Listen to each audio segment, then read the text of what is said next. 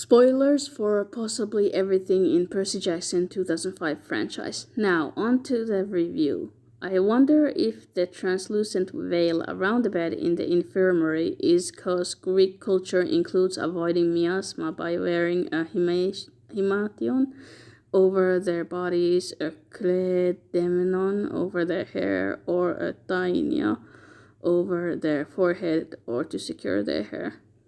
I probably butchered those pronunciations. Sorry, I don't know Greek.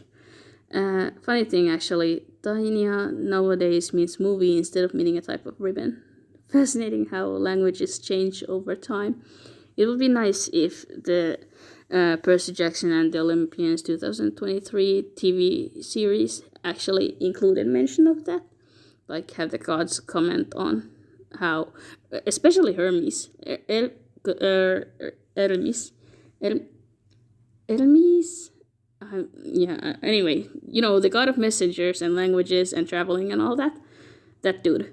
He would be like the prime candidate for, like, I don't know, having a brief conversation with Annabeth or someone about how languages change over time. Anywho, on to PGO. I love how socially awkward and stiff Annabeth is throughout this episode. The first thing she tells Percy is that he drools when he sleeps. The conversation between Percy and Grover made me feel so bad for both of them. Percy is understandably upset by all the secrecy and losing his mom, and Grover genuinely cares about Percy and feels guilty for having been unable to save Sally. Mr. D's whole first scene is absolutely hilarious.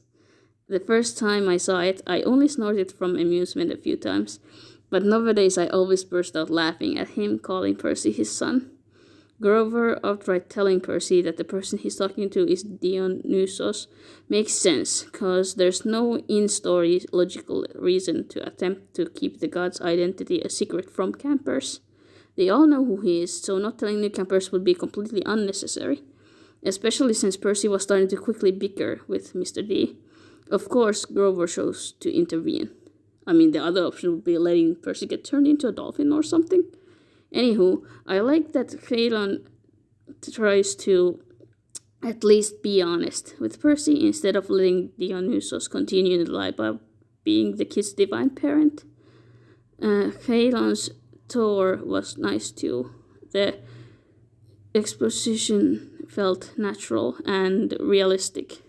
I liked that Percy's first reaction to Luke leaving the other four campers to approach the new kid prompted Percy to be defensive, since it to me ties into his past experiences with getting bullied at school. And I like how Luke seems to sincerely empathize with Percy. I say seems because there wasn't any verbalization of Luke's thoughts through audio, so I don't actually know what's going on in his mind. With Luke, it's kind of hard to know when he's sincere and when he's lying. Anywho, I think he was empathetic in this scene because Luke doesn't yet know Percy at all, so he has no reason to recruit the kid for Kronos' army yet, unless Luke tries to recruit every kid. Anywho, I like Helena. I wouldn't be at all surprised if she turned out to be Grover's biological, or whatever Nymphes and Saturoi have instead of biology, mother. She gave me parental vibes during her brief interaction with Grover, and I hope Helena shows up again at some point. I love that Grover showed some deduction skills here, and he figured out that Sally got kidnapped by someone and is alive. I like that the demigod dreams every time they occur in this episode and the other ones. They have this dreamy quality that feels different from the rest of the episode. Plus, since the first demigod dream Percy had was in episode 1, I appreciate Luke's brief explanation for it happening in episode 2.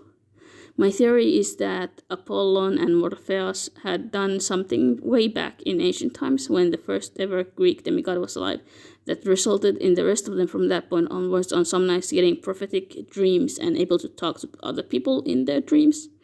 Anyway, back to the episode. I love that Percy said, "Why is that okay? Why do they get to bring us here to just ignore some of us?" Since I know that the story of Percy Jackson and the Olympians Well, at least the first 5 seasons, will end with Percy refusing divinity in favor of getting the gods to promise to claim all of their demigod kids by the time those children turn 13 years old. Allow the demigods to build cabins for the demigods whose divine parents aren't Olympians, and let the demigods and gods whom had been on the side of Kronos be pardoned. Percy's reaction in Ep 2 in regards to unclaimed demigods fits so well. Also, I fully relate to Luke when he says, Spend too much time trying to figure out why the gods do whatever it is they do, you'll drive yourself crazy.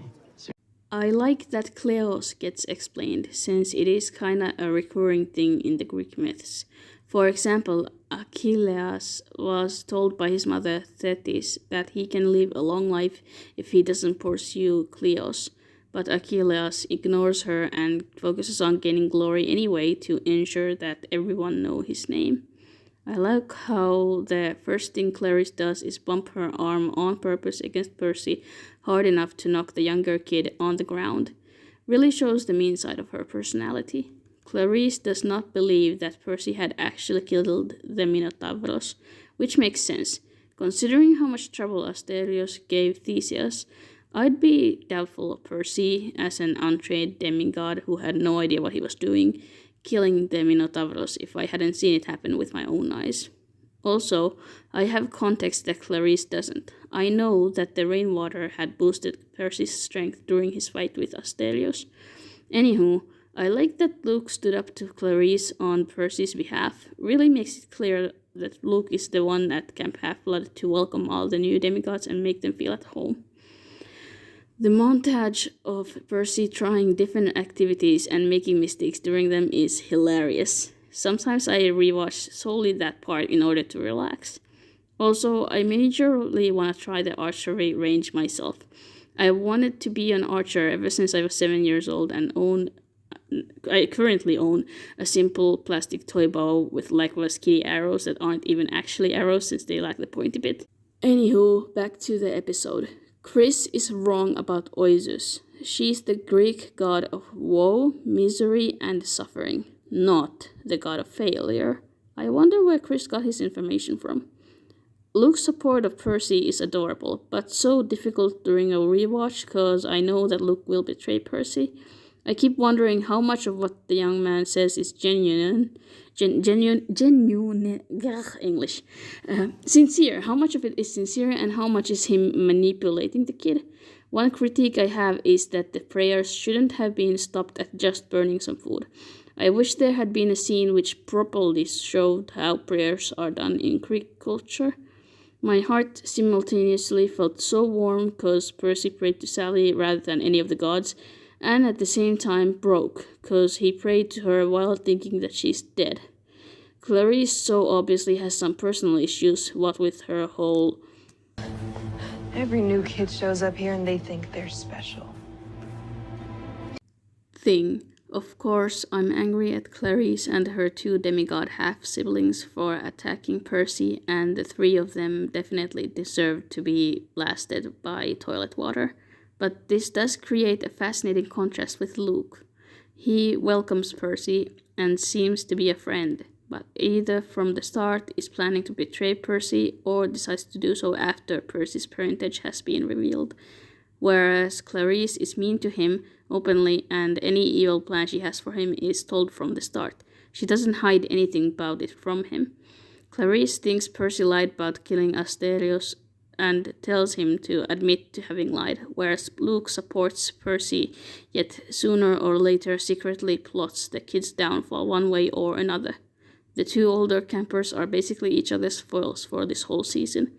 I like how the lavatory incident is implied to have caused Annabeth to figure out who Percy's divine parent is, since that shows her intelligence and detective skills. Or at least she figures out that the god is a river or sea deity. I swear English is so weird. Her apology before shoving Percy into the lake to heal is why I think she suspects that his divine parent is Poseidonus, but it's not explicitly confirmed that was what she was thinking. Hydrokinesis isn't something that only the demigod kids of Poseidonus can do, so I think it makes more sense if Annabeth suspected him as one of many possible divine parents for Percy rather than being certain that he definitely is Percy's dad. I'm glad that Annabeth is Luke's little sister and that he explains about Thalia directly to Percy. And the I liked the whole capture the flag thing. It was so awesome. And every Annabeth scene gives me autistic vibes, which is great.